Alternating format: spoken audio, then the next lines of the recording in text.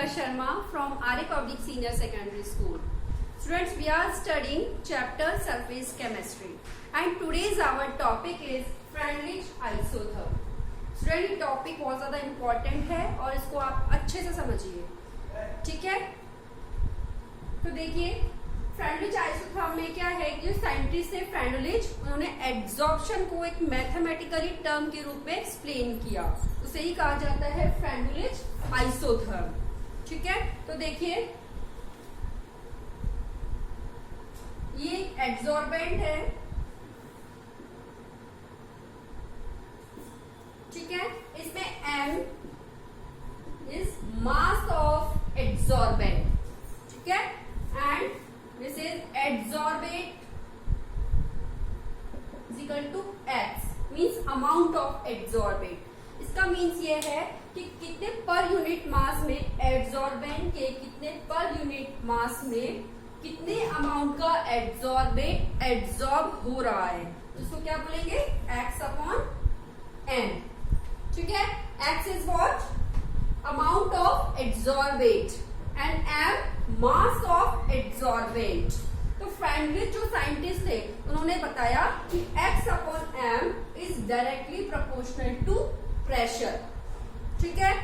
तो देखिए इसके लिए उन्होंने ग्राफ बनाया और ये ग्राफ जो है ये बहुत ज्यादा इंपॉर्टेंट है। देखिए इसको एक बार,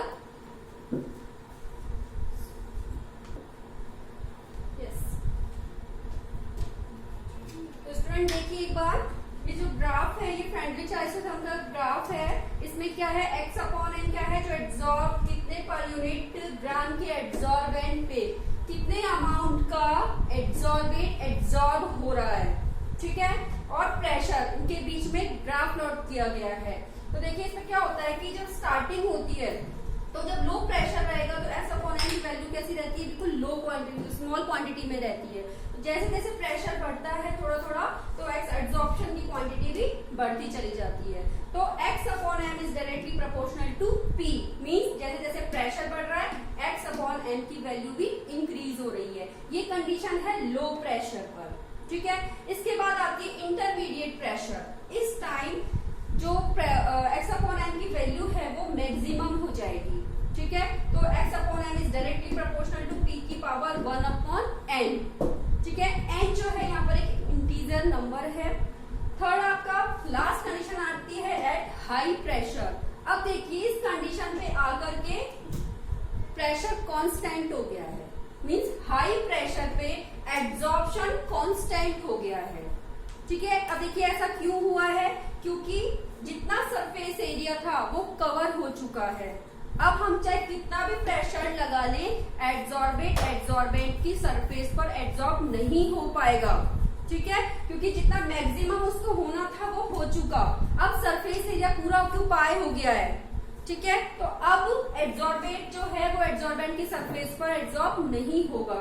तो हाई प्रेशर पे क्या हो जाता है, p की पावर 0। ये क्या बता रही है कि आप एड्सॉर्प्शन प्रेशर है उस पर कोई इफेक्ट नहीं डाल रहा है, प्रेशर एड्सॉर्बेंट पे कोई भी असर नहीं डाल रहा है, ठीक है।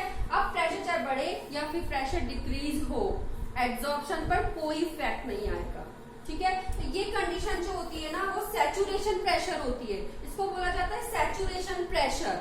मतलब अब जो एक्स एक्सिस के कैसा हो गया, पैरेलल हो गया है। अब इस कंडीशन में एड्सॉर्ब, देखिए इस कंडीशन में एड्सॉर्प्शन एंड डिसॉर्प्शन इक्वल हो जाएगा, उससे बोला जाता है सैचुरेशन प्रेशर। मींस अब जितना भी एड्सॉर्ब होने के लिए एड्सॉर्बेट आएगा वो वापस क्या होता जाएगा, डिसॉल्व होता जाएगा, वापस चला जाएगा, क्योंकि अब सरफेस कैसी हो गई है, कंप्लीट हो गई है, ठीक है। मैं एक बार दोबारा रिवाइज कर रही हूँ। देखिए लो प्रेशर पर एड्सॉर्बेंट की जो अमाउंट है जो एड्सॉर्बेंट की सरफेस पर एड्सॉर्ब हो रहा है is directly proportional to p। मतलब जैसे जैसे प्रेशर बढ़ रहा है, ठीक है, तो इसकी वैल्यू भी बढ़ रही है। इंटरमीडिएट कंडीशन प्रेशर आने पर ये वैल्यू मैक्सिमम हो गई है। अब यहाँ पे ये किसके डायरेक्टली प्रोपोर्शनल हो जाएगा, प्रेशर की power 1 upon n। High pressure पे जाकर अब ये प्रेशर पे डिपेंड नहीं है। P की पावर 0 क्या बता रही है कि अब एड्सॉर्प्शन प्रेशर पे डिपेंड नहीं है, क्योंकि अब सरफेस एरिया ऑक्यूपाई हो चुका है। अब चाहे कितना ही एड्सॉर्बेट आ जाए, सरफेस उसकी कवर हो चुकी है, फुल भर चुकी है, अब एड्सॉर्प्शन नहीं होगा। इस स्टेज को बोला जाता है सैचुरेशन प्रेशर, जिसमें एड्सॉर्प्शन एंड डिसॉर्प्शन दोनों इक्वल है। ठीक है, अब मैं आपको एक एक प्रेशर के अकॉर्डिंग मैथमेटिकली समझाती हूँ।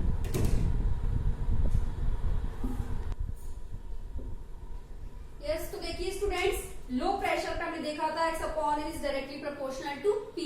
देखिए इनिशियली क्या है, x upon m is directly proportional to p power 1, मतलब कुछ नहीं है, तो हमने क्या मान लिया इसको p1।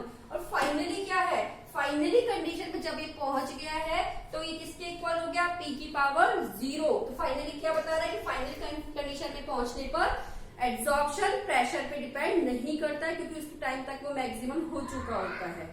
ठीक है, तो देखिए लो प्रेशर पे क्या होगा, ग्राफ कैसा आ रहा है, स्ट्रेट लाइन। ओके, तो x upon m is directly proportional to p की पावर 1। अब हम क्या करते हैं, इस प्रोपोर्शनल वाले साइन को हटाने के लिए कांस्टेंट लगाते हैं। तो हमने क्या लगा लिया, x upon m is equal to k लगा दिया है। ओके, तो k क्या है यहाँ पर, एक कांस्टेंट। ठीक है, अब देखो मैथमेटिकली अगर टर्म देखी जाए तो जो मैथ्स के स्टूडेंट हैं वो शायद को अच्छे समझेंगे कि y बराबर mx, जब भी कोई ग्राफ स्ट्रेट लाइन में होता है तो हम उसको क्या लिख देते हैं, y बराबर mx। एक मैथमेटिकली टर्म है।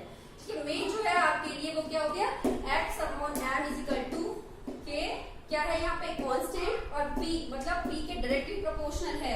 जितना प्रेशर बढ़ेगा धीरे धीरे ये भी बढ़ता रहेगा। ठीक है, सेकेंड कंडीशन आती है अपनी इंटरमीडिएट प्रेशर।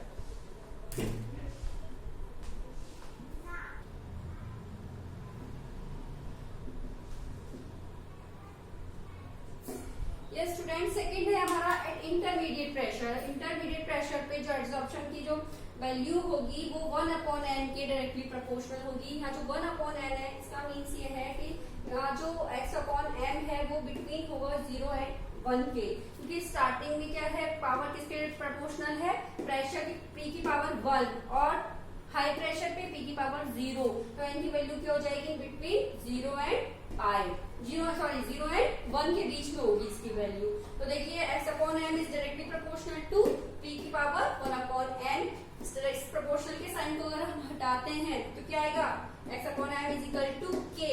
k क्या है, constant, and p 1 upon m। यहाँ पे n क्या हो जाएगा, यहाँ पे n इज इक्वल टू क्या हो जाएगा, यहाँ पर इंटीजर हो जाएगा। ये कौन सी कंडीशन हो गई, इंटरमीडिएट कंडीशन। ठीक है, नेक्स्ट आपको बताती हूँ थर्ड कंडीशन है हाई प्रेशर। स्टूडेंट देखिए थर्ड कंडीशन आती है हाई प्रेशर। अब graph is parallel to x axis.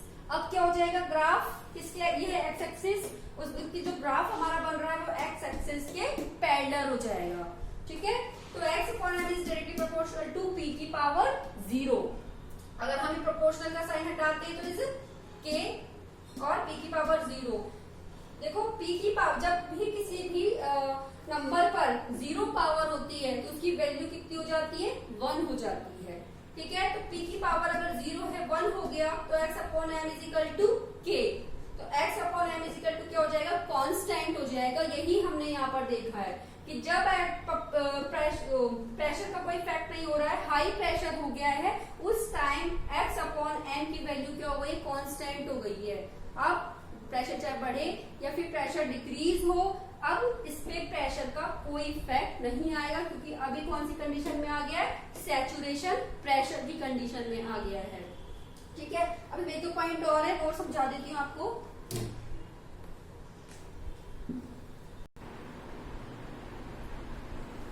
Student देखिए लो प्रेशर पे अभी हमने जो वैल्यू निकाली थी वो थी x upon m is equal to k p की पावर 1। ठीक है, अभी मैंने आपको बताया जो इंटरमीडिएट कंडीशन है ना, वो इसके और इस जो लो प्रेशर और हाई प्रेशर के बीच की कंडीशन है। तो अगर हम मतलब 0 हो सकती है या फिर 1 हो सकती है। तो मैं क्या बता रही हूँ, मानती हूँ पहले कि 1 अपॉन n को मैं 1 की वैल्यू मान लेती हूँ कि वो 1 है। ठीक है, तो n बराबर कितना हो जाएगा, अगर 1 अपॉन 1 हो जाएगा तो क्या आ जाएगा, n की वैल्यू 1 हो जाएगी। ठीक है, अगर मैं हाई प्रेशर की बात करूं, इसमें जो हमने फॉर्मूला निकाला था x upon m is equal to k p की पावर 0,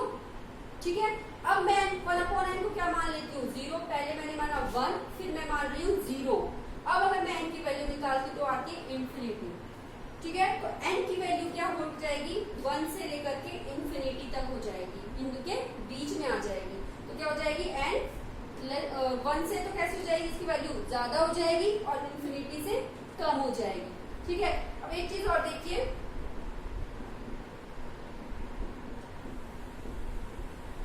अब मैं n पे, ये जो n दिखाई दे रहा है ना, इस पे मैं ये वैल्यू रखती हूँ जो मैंने n की निकाली है। तो देखो x upon m is equal to k p की 1 और n की जगह ये वाली वैल्यू जो अभी मैंने निकाली है 1, तो ये कितना हो गया, 1 हो गया। तो x upon m is equal to k p की पावर 1, ये वही कंडीशन आ गई। ठीक है, तो मैं इसे क्या प्रूफ करना चाह रही हूँ कि जो इंटरमीडिएट कंडीशन है वो लो प्रेशर और हाई प्रेशर के बीच की कंडीशन है, इसी से हमको ये प्रूफ होता है। आप दूसरी कंडीशन से भी देख सकते हो, देखो x upon m 1 upon n, second condition में हम n की वैल्यू क्या निकाली थी, इंफिनिटी। तो x अपॉन m k और n की जगह क्या लिख देते हैं, इंफिनिटी लिख देते हैं। इसकी वैल्यू क्या आती है, x upon m is equal to k p की पावर 0, और वही p की पावर अगर 0 होती है तो 1। So x upon m is equal to क्या हो जाएगा, k कांस्टेंट। हाई प्रेशर पे हमने वही निकाला था। ठीक है, तो इससे हम क्या प्रूफ करना चाह रहे हैं, जब लो प्रेशर होता है तो x अपॉन m की value directly proportional to p pressure, मतलब प्रेशर अगर बढ़ रहा है तो ये भी साथ में बढ़ रहा है। इस कंडीशन पर आते ही ये मैक्सिमम हो गया है। अब हाई प्रेशर पे कैसा हो गया, कांस्टेंट, क्योंकि अब जो एड्सॉर्बेंट है उसका सरफेस एरिया कवर हो चुका है। अब वहां चाहे कितना ही एड्सॉर्बेंट आ जाए उस पर कोई इफेक्ट नहीं आएगा, क्योंकि अब सरफेस एरिया ऑक्यूपाइड होने की वजह से एड्सॉर्बेंट के लिए जो जगह थी वो नहीं बची है। तो हम कितना ही प्रेशर बढ़ा लें ये कांस्टेंट ही रहेगा, और इसको क्या बोला जाता है, सैचुरेशन प्रेशर। सैचुरेशन प्रेशर क्या है, इस कंडीशन में adsorption is equal to desorption. ठीक है, अब जितना एड्सॉर्प्शन होगा उतना डिसॉर्प्शन होगा, क्योंकि जितना एड्सॉर्बेंट आएंगे वापस डिसॉर्ब होते चले जाएंगे, क्योंकि सरफेस एरिया हमारे पास अब नहीं बचा है। ठीक है स्टूडेंट, तो ये था फ्रेंडरिच आइसोथर्म। इसको आप अच्छे से एक बार देखिए, अगर एक बार आपको समझ में नहीं आता है तो वीडियो को 2 बार देखिए, लेकिन इसको समझना बहुत ज्यादा जरूरी है।